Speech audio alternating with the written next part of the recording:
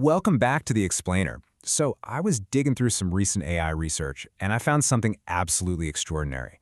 We are looking at this wild intersection where ancient history meets cutting-edge tech. Now, normally in AI news, we hear about generative AI hallucinating weird, chaotic images, accidentally giving people 6 fingers or something. But today, we're looking at how it's successfully being used to digitize and synthesize strictly ruled ancient cultural heritage textiles.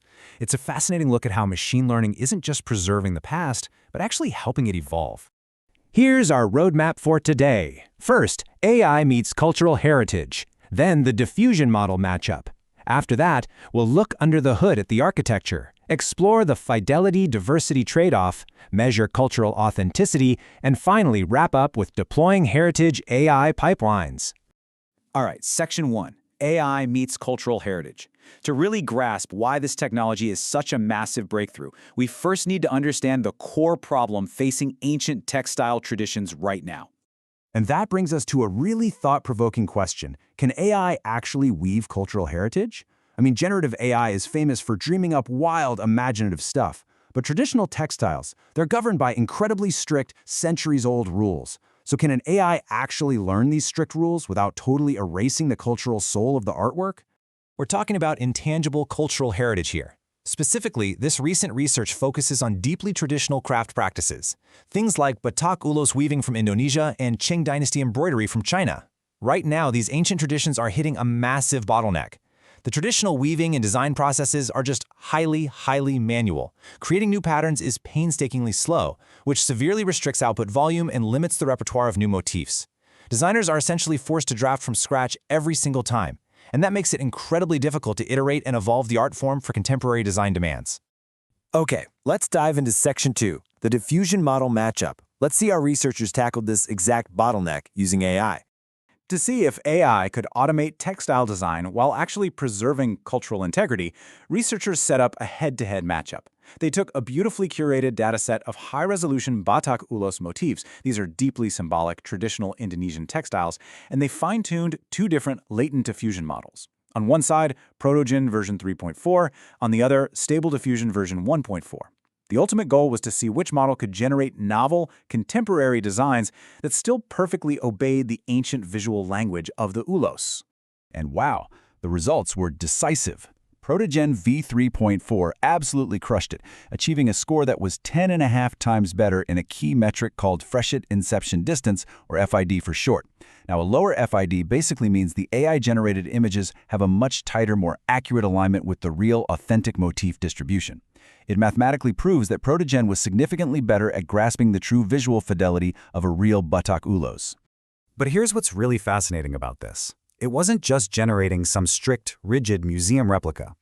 Protogen v3.4 also scored a 2.0 times higher Inception score, or IS. A higher IS confirms that the model generated superior visual diversity. So it wasn't just copy-pasting existing templates, right? It was successfully dreaming up culturally accurate, yet entirely novel and diverse designs. It was actually innovating within the rules. Section 3, Under the Hood, the architecture. So how exactly does an AI learn these strict traditional rules? Let's get a bit more analytical and look under the hood at the blueprint developed by researchers who were studying Qing dynasty embroidery. To achieve this insane level of detail, researchers developed a 3-stage fine-tuning architecture known as Latent Diffusion SG. It kicks off with standard base model fine-tuning, but Step 2 and Step 3, dual-channel LoRa and shape grammar control, that is where the real magic happens. Let's break those down. The true genius of this architecture is the dual-channel LoRa. What this actually does is mathematically decouple the semantic features from the craft textures. Think about it like this. The cultural meaning of a motif, say a dragon or a crane, is a semantic concept, but the physical texture of the thread, the way the silk catches the light, the density of the stitches, that's a completely different feature. By separating them into 2 totally different learning channels, the AI can independently master the meaning of the symbol and the physical reality of the craft. And this brilliantly illustrates the final stage, shape grammar control. Ancient embroidery is built on strict 9-grid layouts and geometric rules. To enforce this, the AI uses hard constraints via ControlNet to strictly inject geometric structure and boundary alignment. But it balances this out with soft constraints, which is a semantic scoring system that evaluates stitch style coherence and layout beauty.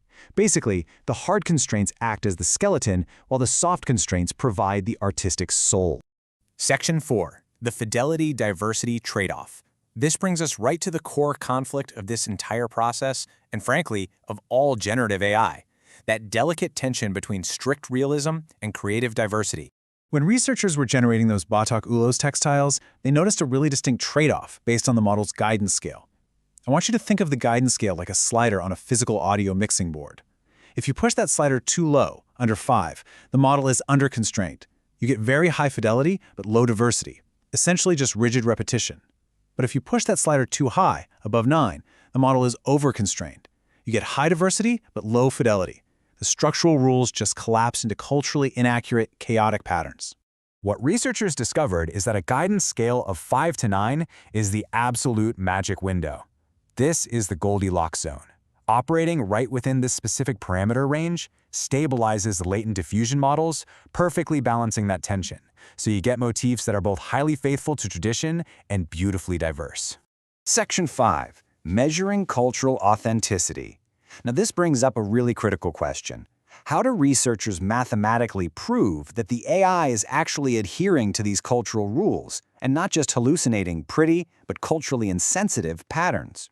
Well, they prove it using a holistic evaluation pipeline based on 3 key metrics. First, they measure clip similarity, which consistently hits between 0.78 and 0.82, proving the generated image actually matches the semantic text prompt.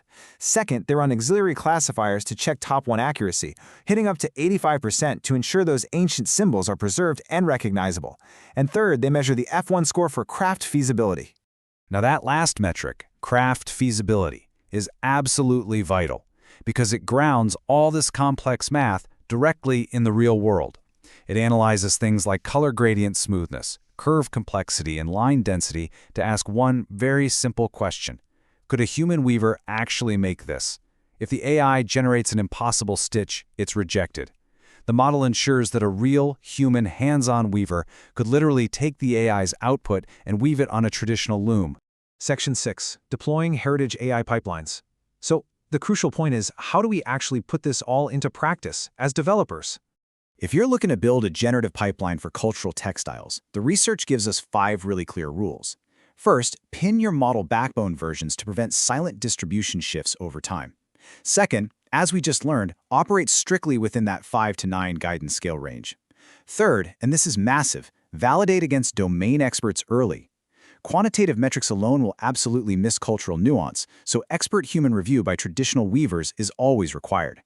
Fourth, save your human reviewers time by strictly filtering outputs through auxiliary classifiers first, only passing designs with a feasibility score above 0.85. And finally, automate your cache and checkpoint management to eliminate downtime during fine-tuning. It is just incredibly inspiring to see how generative AI, when it's carefully fine-tuned and constrained, can actually support the creative renewal of our global stylistic history without erasing its soul. It gives traditional weavers a powerful new tool to iterate and innovate, which leaves us with one final super exciting thought to ponder. Armed with these new AI pipelines, what cultural heritage will we digitize and revitalize next? Thank you so much for joining me on this explainer, and I'll catch you next time.